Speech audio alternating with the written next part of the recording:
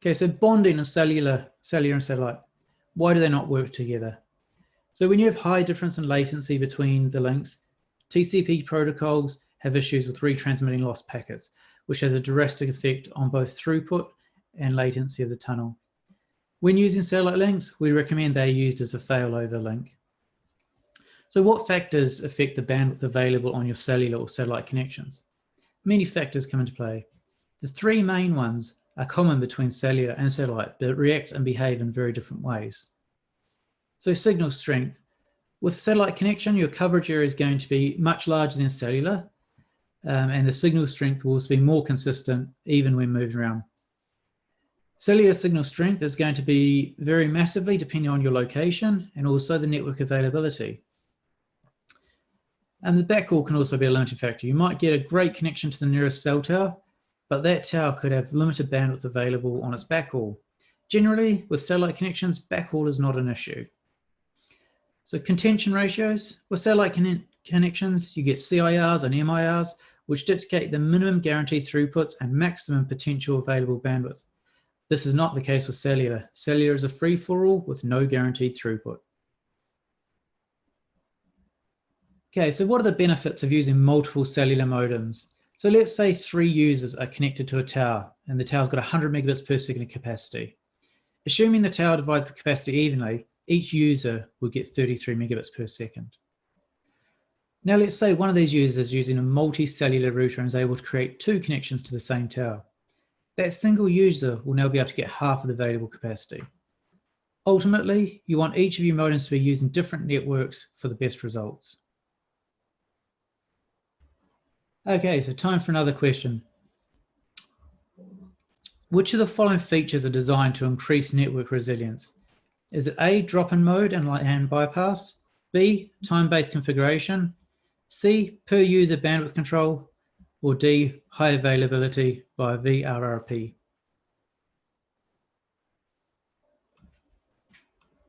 Okay, so the answer is A and D.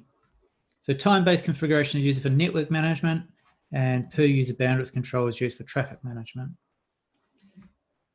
Okay, so some useful features for maritime applications are SIM card USSD support.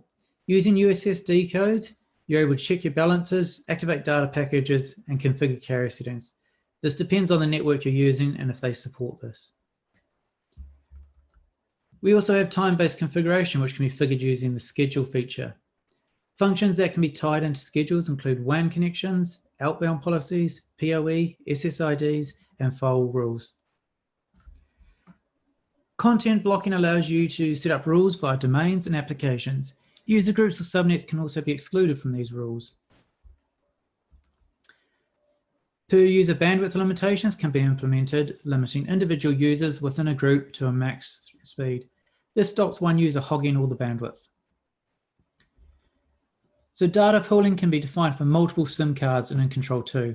Limits can be set and notifications sent out at predefined levels. Roaming country selection allows you to deny or allow certain countries using the mPCE. This helps control costs and avoid shock invoices.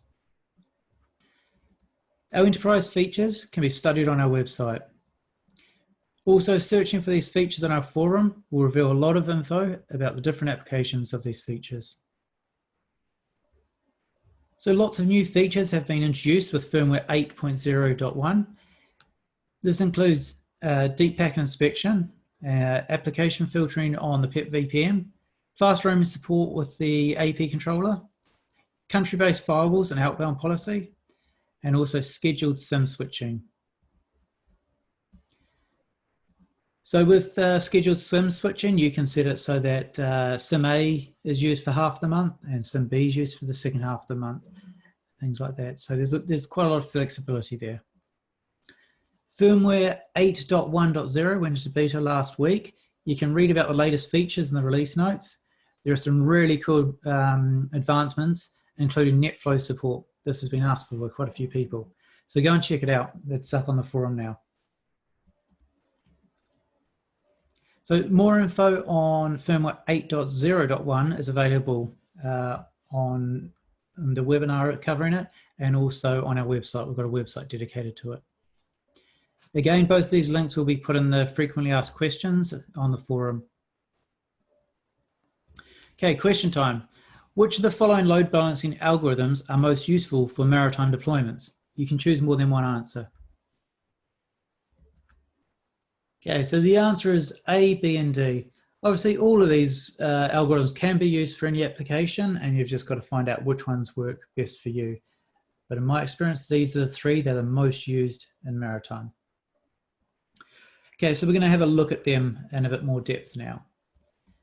So weighted balance allows you to assign traffic to different links and ratios based on sessions.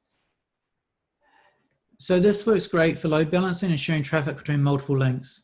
For cellular, we recommend that you set each WAN at the same ratio because vessels are moving around and the cellular connection speeds are always changing. If you had a connection with, say, fixed speeds, and one of them is 10 megabytes per second download and 20 megabytes per second download on the second link, what would you set the weighted balance ratio at? Well, you could set it at 1 to 2, 2 to 4, 3 to 6, 4 to 8, or even 5 to 10. All of these weights will give the same result.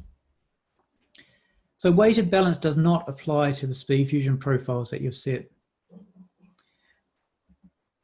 Weighted balance also cannot be used to direct traffic to a SpeedFusion tunnel.